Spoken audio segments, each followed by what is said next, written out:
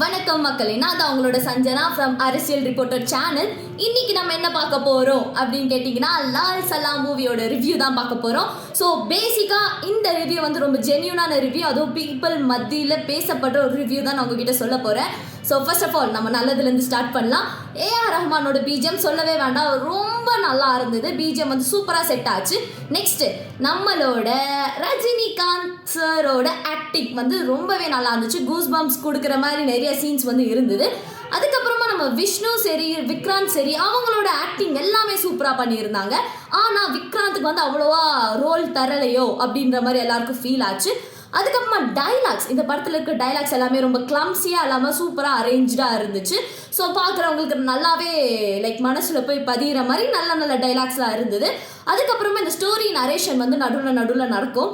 So Aishwarya ma'am வந்து narrate பண்ணியிருப்பாங்க, அதுவுமே நல்லா செட் ஆச்சு அந்த சீன் எல்லாத்துக்குமே. அதே மாதிரி இந்த கடவுள் பற்றி ரொம்பவே அழகாக சொல்லியிருந்தாங்க இந்த படத்தில். ரொம்ப ப்ராக்டிக்கலாகவும் இருந்துச்சு கொஞ்சம். ஸோ மற்ற ஸ்டோரிஸ்லாம் கேட்கும்போது இதில் வந்து காட் பற்றி கொஞ்சம் நல்லாவே சொல்லியிருக்காங்களோ இந்த ஜென்ரேஷனுக்கு ஏற்ற மாதிரி அப்படின்ற மாதிரி இருந்தது. அதுக்கப்புறமா பர்சனலாக என்ன கேட்கும்போது லைக் செந்தில் சாரோட ஆக்டிங்கும் சரி, தம்பி ராமையா சாரோட ஆக்டிங்கும் சரி ரொம்பவே நல்லா இருந்துச்சு. அதுவும் மெயினாக செந்தில் சாரோடது. ஸோ எப்போவுமே நம்ம வந்து அவரை காமெடி ஆக்டராகவே பார்த்துட்டு இப்போ புதுசாக ஒரு லைக் எமோஷ்னல் ஆக்டராக ஒரு ரோல் கொடுக்கும்போது அதை வந்து பிச்சு மேய்ஞ்சிட்டாரு. ஸோ அவர் சீனில் அழுகாத பர்சனே யாரும் இருக்க மாட்டாங்க, அவ்வளோ நல்லா இருந்தது. அதுக்கப்புறமா இந்த படத்தில் இருக்க ஸ்டன்ஸ் இருக்கட்டும், மெட்டாஃபர்ஸ், அதுவும் மெயினாக இந்த உவமை, கடவுளோட சந்தோஷம் எப்படி இருக்கும், கோவம் எப்படி இருக்கும், அது எல்லாமே நல்லா காமிச்சிருந்தாங்க. Okay, good. அதே மாதிரி இந்த கான்ட்ரவர்சியான ஒரு சப்ஜெக்ட் தான் இந்த படம். ஸோ ஸ்பிரிச்சுவாலிட்டி, கேஸ்ட் அந்த மாதிரி இருக்கிற ஒரு ரிலீஜியஸ் படம் அப்படின்னு சொல்லி நம்ம சொல்லலாம். ஸோ அந்த ஒரு சப்ஜெக்ட் எடுத்து நம்ம ஐஸ்வர்யா மேம் வந்து சூப்பராகவே ஹேண்டில் பண்ணியிருந்தாங்க. படத்தில் மெயினாக இந்த திருவிழா அப்படின்னு ஒரு கான்செப்ட் வந்து நம்ம செந்தில் சாரும் சரி, நம்ம தம்பி ராமையா சாரும் சரி எல்லாருமே பண்ணியிருப்பாங்க. அந்த திருவிழான்ற ஒரு கான்செப்டோட ஸ்டோரி நம்ம செந்தில் சார் வந்து சொல்லுவார். ரொம்ப நல்லா இருந்துச்சு, ரொம்பவே நல்லா இருந்துச்சு. அந்த திருவிழான்னு ஒரு கான்செப்டை வந்து சூப்பராக பண்ணியிருந்தாங்க. அதுக்கப்புறமா இந்த ஸ்பிரிச்சுவாலிட்டி அப்படின்னு எடுத்து நம்ம பார்க்கும்போது இந்துவும் சரி முஸ்லீமும் சரி அவங்க ரெண்டு பேருக்கும் தேவைப்படும் போது அவங்க ரெண்டு பேருமே ஹெல்ப்பும் பண்ணியிருக்காங்க. அதே மாதிரி சண்டைகள், சச்சரவுகள் அது எல்லாமே வந்திருக்கு. ஆனால் ஹெல்ப் பண்ண விதங்கள் எல்லாமே லைக் கிளைமேக்ஸ் நீங்கள் பார்க்கும்போது தெரியும், அது வந்து ரொம்பவே நல்லா இருந்தது.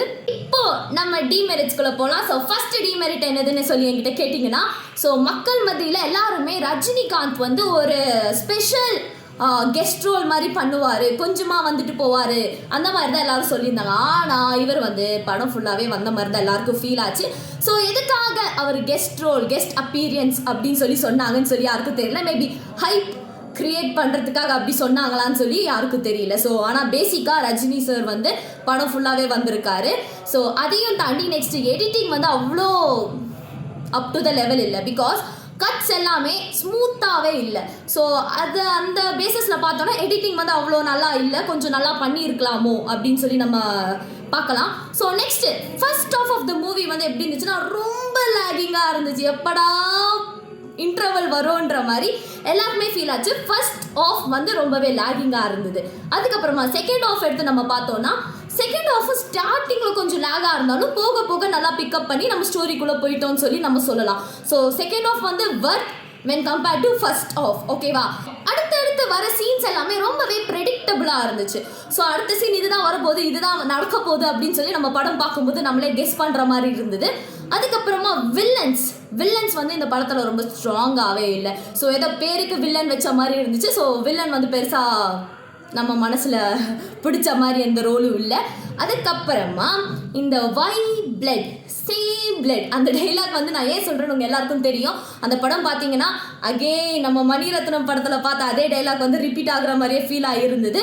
ஸோ அந்த டைலாக் மேபி ஏதாச்சும் மாற்றி இருக்கலாமோ அப்படின்ற மாதிரி தோணுச்சு. ஸோ பேசிக்கலி இந்த படம் பார்க்குறதுக்கு முன்னாடி நம்மளோட ஐஸ்வர்யா மேம் வந்து ஆடியோ லான்ச்சில் வந்து எங்கள் அப்பாவை வந்து சங்கின்னு சொல்கிறாங்க, ஆனால் அவரை வந்து சங்கி இல்லை அப்படின்ற மாதிரி அவங்க வந்து மென்ஷன் பண்ணியிருப்பாங்க. ஸோ இந்த படத்தை பாருங்கள், அதுக்கான மீனிங் வந்து உங்களுக்கு புரியும் அப்படின்ற மாதிரி சொல்லியிருப்பாங்க. பேசிக்காக இந்த படத்தை பார்க்கும்போது பெருசாக அந்த மாதிரி எதுவும் புரியல.